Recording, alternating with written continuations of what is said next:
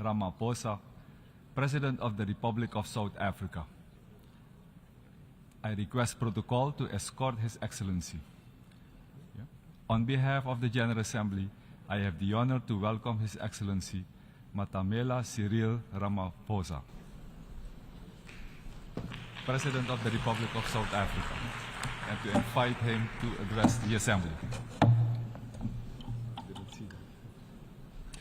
President of the 78th session of the UN General Assembly, the United Nations Secretary General, Mr. Antonio Guterres, Excellencies, Heads of State and Government, Ministers, and ladies and gentlemen.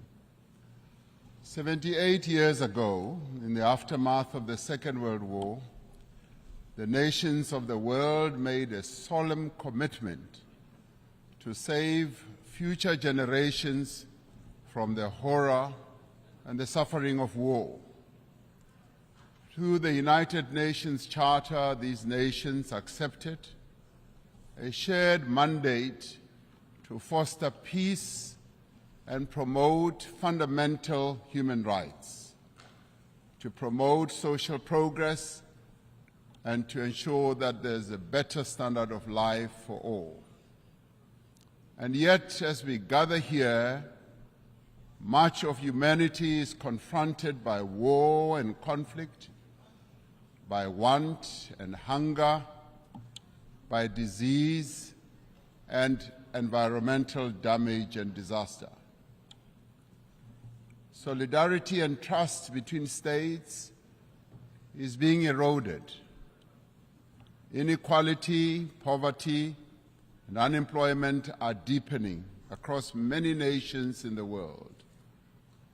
In these conditions, and in the wake of a devastating global pandemic, the achievement of the Sustainable Development Goals seem increasingly remote.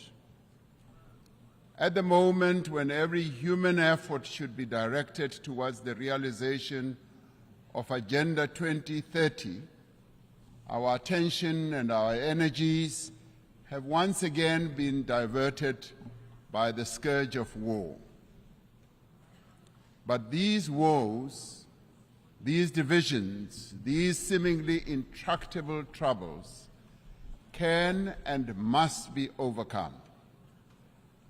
Over millennia, the human race has demonstrated an enormous capacity for resilience, for an ability to resolve problems, for adaptation, innovation, compassion, and solidarity.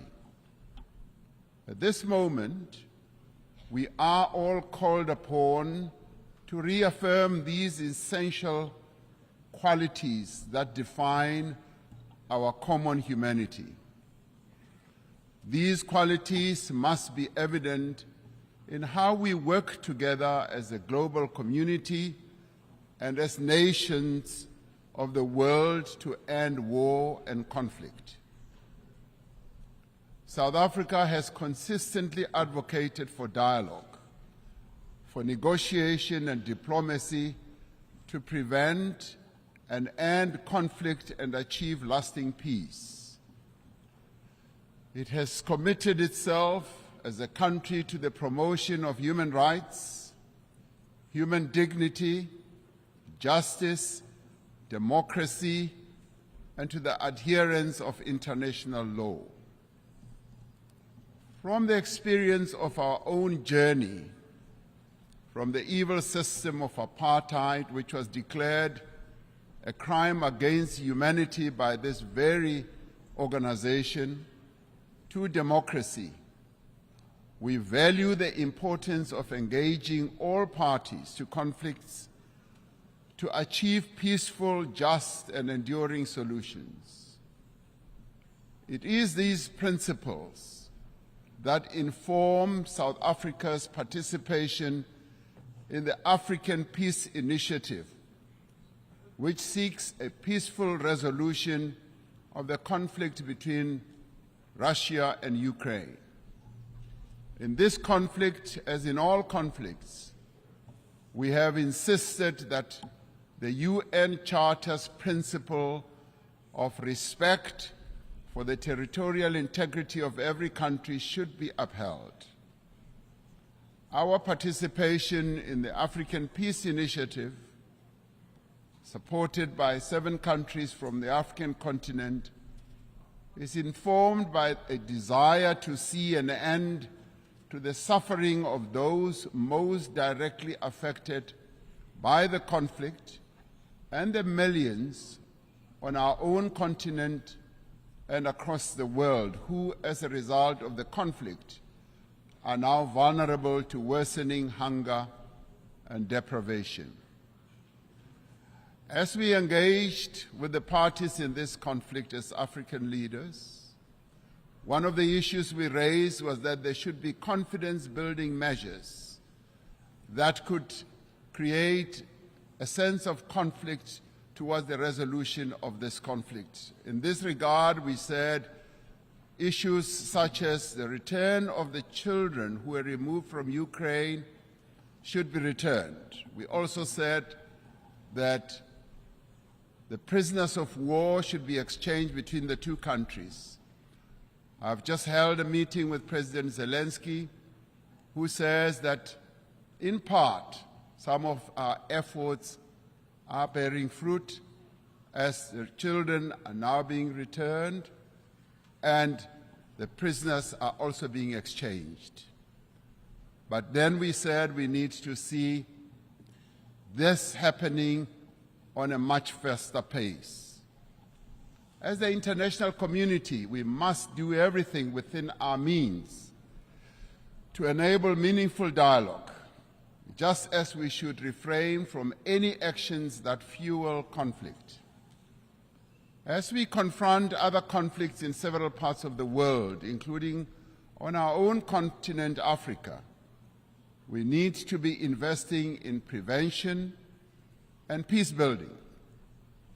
We support the call by the UN Secretary General in the new Agenda for Peace for member states to provide more sustainable and predictable financing for peace-building efforts.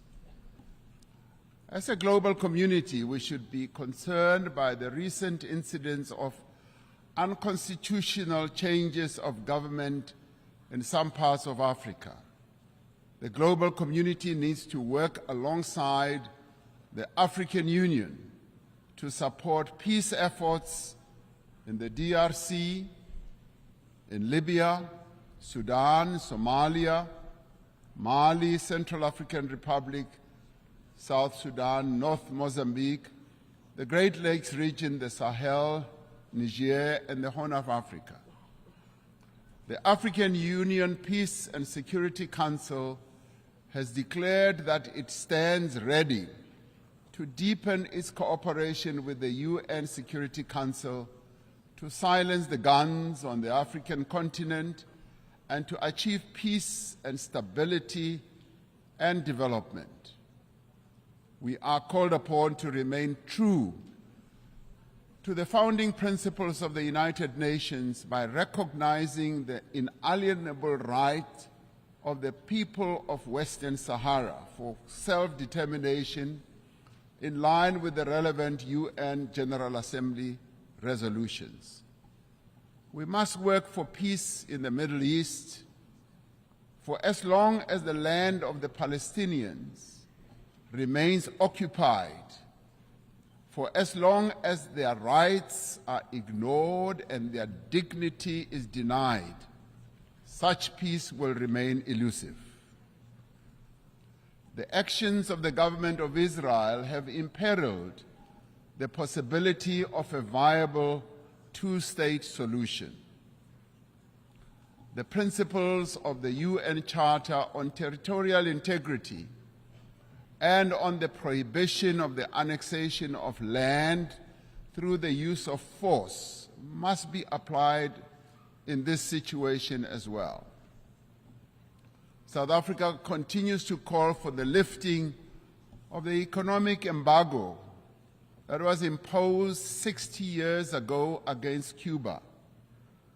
an embargo that has caused untold damage to the country's economy and the people of Cuba as well. The sanctions that are also being applied against South Africa's neighbor, Zimbabwe, should also be lifted, as they are imposing untold suffering on ordinary Zimbabweans, but also have a collateral negative impact on neighboring countries as well, such as my own country, South Africa. As many people around the world are confronted by hunger and want, the essential human qualities of cooperation and solidarity must be evident in the actions that we take to bridge the divide between the wealthy and the poor. We must summon the necessary will and resolve to regain the momentum towards the achievement of the 2030 agenda. This means that we must address the fundamental developmental challenges that have long characterized as well our unequal world. To address the developmental challenges that face many people in the world, we are required to focus on targeted investment, on technology transfer, capacity building support, especially in key areas such as supporting industrialization, building infrastructure, ensuring that agriculture investment takes place, ensuring that there is investment in water, energy, education, and health. This also requires predictable and sustainable financial support, including supportive trade policies from the international community. We call on the partners of the wealthier countries to meet the financial commitments they have made. It is a matter of great concern to us from the Global South that these wealthier countries in the Global North have failed to meet the undertakings they made to provide $100 billion a year for developing economies to take climate action. This must be changed, and the money must be made available in the interest of development. We support the proposals outlined in the Secretary General's Sustainable Development Goal stimulus. In particular, we support the call to tackle debt and debt distress that many countries, particularly in the Global South, are burdened by. And we support the call to massively scale up affordable long-term financing to $500 billion a year and to expand contingency financing to countries that are in need. It is a grave indictment on this international community that we can spend so much money on war. And in fact, trillions are being spent on war, but we cannot support action that needs to be taken to meet the basic needs of billions of people in the world, needs such as addressing hunger, health, empowering women, and making sure that there is development in countries that are vulnerable. The achievement of the Sustainable Development Goals depends fundamentally on the empowerment of women in all spheres of life. Social and economic progress will not be possible unless we end gender discrimination. We must ensure that there is equal access, for women to health care, education, as well as economic opportunities. We must pay particular attention to the provision of adequate health services to every woman, child, and adolescent. By doing so, we will fundamentally improve the health and well-being of all. The empowerment of women must be central to the actions we now take towards the realization of Agenda 2030. The women of the world need empowerment. They have a right to empowerment. They have a right also to participate equally in decision-making structures of all institutions in the world. I am proud that in South Africa, 50% of the members of the Cabinet of South Africa are women. And today I'm accompanied by an all-women delegation to this United Nations General Assembly.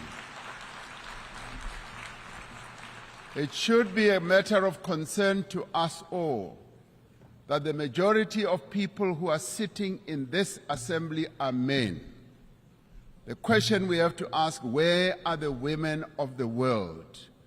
The women of the world have a right to be here to represent the views of women across the world. The essential human qualities of innovation and adaptation must be evident in the actions we take to prevent the destruction of our planet. Africa is warming faster than the rest of the world. We are told that the 20 climate hotspots in the world that we have, we find 17 of them in Africa. Africa is least responsible for the climate damage that has been caused, and yet it bears the greatest burden. Centuries after the end of the slave trade, decades after the end of the colonial exploitation of Africa's resources, the people of our continent are once again bearing the cost of industrialization of the North and the development of the wealthy nations of the world. This is a price that the people of Africa are no longer prepared to pay. Many countries in the North count their assets in the mineral resources that are beneath the African soil. The wealth of Africa belongs to Africans. The mineral wealth that is beneath the soil of Africa must, in the end, accrue to Africans. We urge global leaders to accelerate the global decarbonization while pursuing equality and shared prosperity. We need to advance all three pillars of the Paris Agreement: mitigation, adaptation, and support, with equal ambition and urgency. African countries, alongside other developing economy countries, need increased financial support to both implement the 2030 Agenda and to achieve their climate change goals in a comprehensive and integrated manner. We need to operationalize the Loss and Damage Fund for vulnerable countries hit hard by climate disasters as agreed at COP27. Africa has embraced this challenge. Africa is determined to deploy smart, digital, and efficient green technologies to expand industrial production, to boost agricultural yields, to drive growth and create sustained employment for Africa's people. As the global community, we must ensure the essential qualities that define our humanity are evident in the institutions that manage the conduct of international relations. We require institutions that are inclusive, that are representative, that are democratic and advance the interests of all nations. We require a renewed commitment to multilateralism based on clear rules and supported by effective institutions. This is the moment to proceed with the reform of the United Nations Security Council, to give meaning to the principle of the sovereign equality of nations, and to enable the Council to respond more effectively to current geopolitical realities.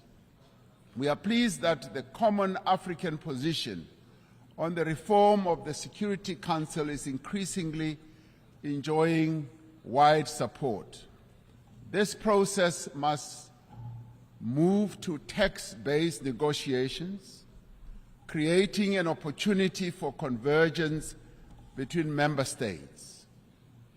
The recently held BRICS summit in Johannesburg also affirmed the view that the United Nations Security Council should be reformed and should ensure that those who are not represented, that is, nations that are not represented, are also represented. We must ensure that the voice of the African continent and the Global South is strengthened in the United Nations and broader multilateral system. All the peoples represented here in this United Nations had their origins in Africa. In Africa, they developed the tools and capabilities to spread across the world and achieved remarkable feats of development and progress. And all this was due to the skills and the talent that originated from the African continent. Despite its history, despite the legacy of exploitation, colonialism, and subjugation, despite the ongoing challenge of conflict and instability, Africa is determined and ready to regain its position as a site of human progress. The era of African development has arrived. Through the African Continental Free Trade Area, which is creating a wider, seamless trading area and also accelerated interconnectivity, African countries are mobilizing their collective means and resources to achieve shared prosperity. Through this treaty, African countries are establishing for themselves the foundation for a massive increase in trade, accelerated infrastructure development, regional integration, and sustainable industrialization.